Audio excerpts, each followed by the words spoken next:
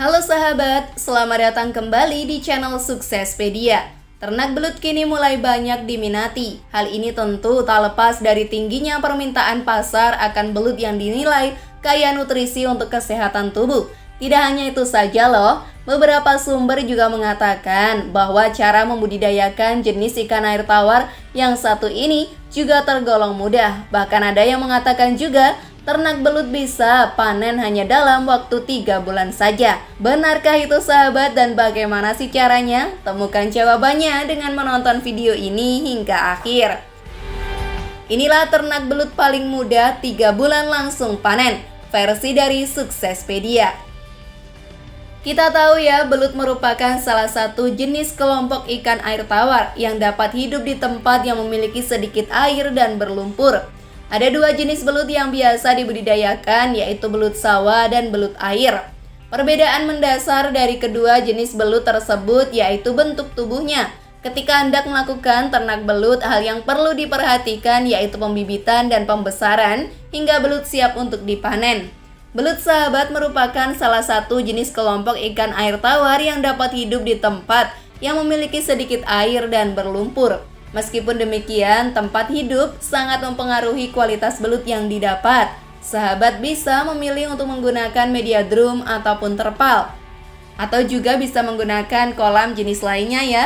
Nah, setelah menentukan nih di mana belut akan dipelihara, yuk kita simak cara beternaknya sahabat. Namun sebelum lanjut, klik dulu tombol loncengnya ya, biar kalian gak ketinggalan info baru dari channel ini.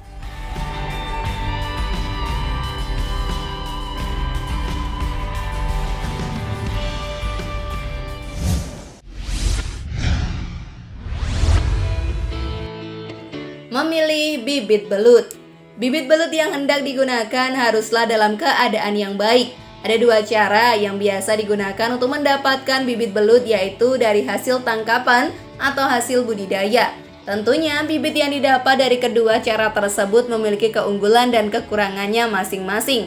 Bibit belut yang diperoleh dari hasil tangkapan biasanya memiliki ukuran yang tidak seragam, dan bibit belut yang didapat kemungkinan besar memiliki trauma akibat penangkapan. Namun rasanya akan jauh lebih gurih karena hasil jual yang tinggi. Beda halnya dengan bibit hasil budidaya yang memiliki harga jual lebih rendah meskipun memiliki daya tumbuh yang relatif sama dan seragam. Bibit hasil budidaya ini didapat dari pembijahan alami antara belut jantan dan betina sehingga menghasilkan ukuran bibit yang lebih seragam dan kontinuitasnya pun terjamin. Kriteria bibit yang digunakan harus memiliki ukuran yang seragam ya untuk memudahkan pemeliharaan. Selain itu, bibit harus bebas dari penyakit, tidak loyo, tidak cacat ataupun luka. Untuk budidaya belut sendiri biasanya menggunakan bibit belut yang ukurannya tidak terlalu kecil dan harus memiliki panjang 10-12 cm. Mudah bukan sahabat?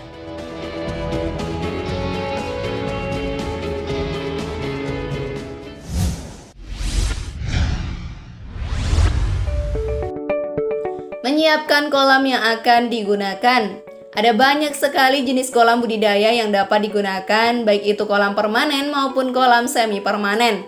Karena keunggulan yang dimilikinya, kolam permanen khususnya kolam semen banyak diminati oleh peternak belut. Selain umur ekonomisnya yang relatif lebih lama, kolam yang terbuat dari tembok pastinya jauh lebih kuat dan kokoh.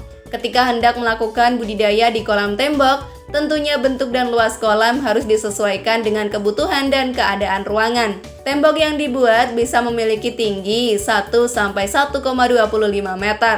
Dengan adanya pipa besar sebagai lubang pengeluaran untuk memudahkan penggantian media tumbuh. Jika kolam tembok yang digunakan masih dalam keadaan baru sahabat, sebaiknya kolam terlebih dahulu dikeringkan selama beberapa minggu sebelum digunakan. Lalu rendam kolam dengan menggunakan air yang ditambah daun pisang, pelepah pisang ataupun serabut kelapa untuk menghilangkan bau semen. Lakukan pencucian minimal 3 kali.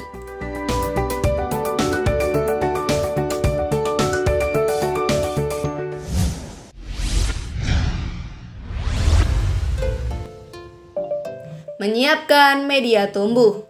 Karena belut tumbuh di perairan berlumpur, maka kita hendak membudidayakannya haruslah juga disiapkan media tumbuhnya agar belut dapat tumbuh dengan baik.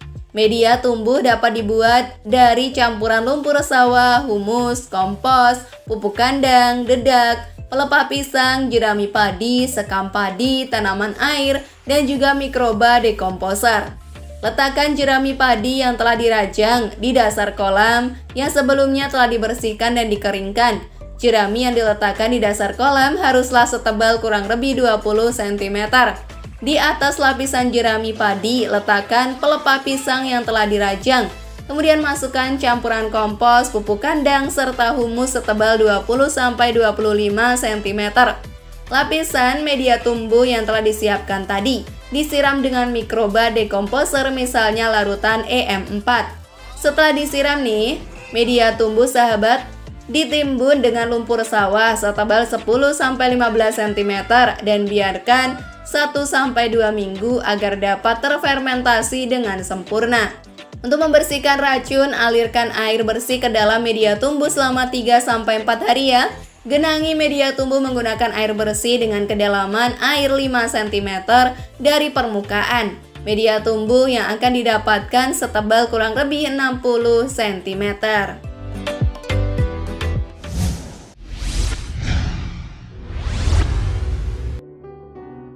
Menebar bibit belut. Karena dapat dibudidayakan dengan kepadatan tinggi, untuk setiap meter kolamnya dapat ditebar bibit belut yang memiliki panjang 10-12 cm, berkisar 50-100 ekor per meternya ya. Penebaran bibit dilakukan pada pagi atau sore hari agar bibit yang ditebar tidak stres. Bibit belut hasil tangkapan harus dikarantina terlebih dahulu selama 1-2 hari di air bersih yang mengalir. Saat bibit sudah di dalam kolam, aturlah sirkulasi air agar tidak terlalu deras. Selain itu, kedalaman air juga perlu diatur karena dapat mempengaruhi belut yang dihasilkan. Jika terlalu dalam, belut yang dihasilkan akan lebih kurus karena belut akan lebih banyak bergerak ketika hendak mengambil oksigen dari permukaan. Siap melakukannya, sahabat?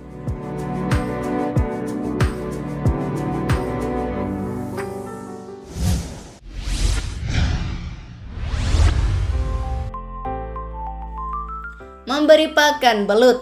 Karena belut merupakan hewan yang rakus, kesalahan dalam memberi pakan dapat berakibat fatal. Salah satunya yaitu belut akan saling makan satu sama lain. Oleh sebab itu, takaran pakan harus disesuaikan dengan populasi belut dan bobot tubuhnya. Jumlah pakan yang biasanya diperlukan belut yaitu 5-20% dari bobot tubuh mereka. Populasi belut 10 kg biasanya memerlukan bobot pakan 0,5 kg untuk belut berumur 0-1 bulan, 1 kg untuk belut berumur 1-2 bulan, 1,5 kg untuk belut berumur 2-3 bulan, dan 2 kg untuk belut berumur 3-4 bulan. Pakan yang digunakan bisa berupa pakan mati atau pakan hidup seperti cacing. Untuk belut kecil dapat diberi pakan hidup berupa cacing, kutu air, kecebong, larva ikan, dan serangga. Pakan hidup berupa katak, ikan, serangga, bekicot, keong, ataupun belatung dapat diberikan kepada belut yang telah dewasa. Pemberian pakan dapat dilakukan 3 kali sehari ya, pada saat sore ataupun malam hari. Pelet, ikan ruca, bangkai cacing, cincangan bekicot atau cincangan kepiting yuyu merupakan beberapa jenis pakan mati yang dapat diberikan kepada belut. Sebelum diberikan ke belut pakan mati, sebaiknya pakan mati direbus terlebih dahulu. Pemberian pakan dapat dilakukan 1-2 kali setiap hari pada sore dan malam hari.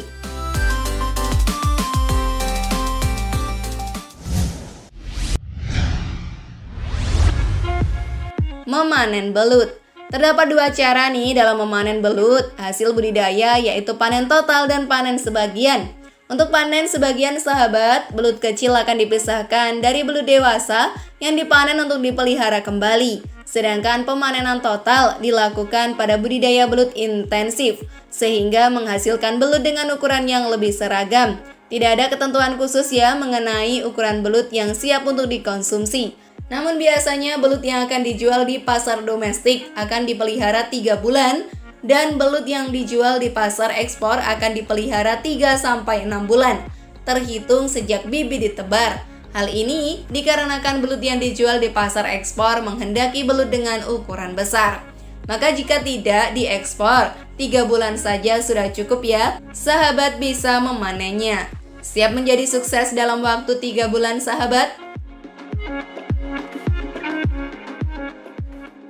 Share pendapat menarik kalian di kolom komentar ya. Terima kasih sudah menyaksikan channel kami. Mari membangun channel Suksespedia dengan cara klik tombol subscribe, like, share, dan aktifkan tombol loncengnya. Sampai jumpa di video berikutnya. Jangan lupa tonton video yang lainnya ya.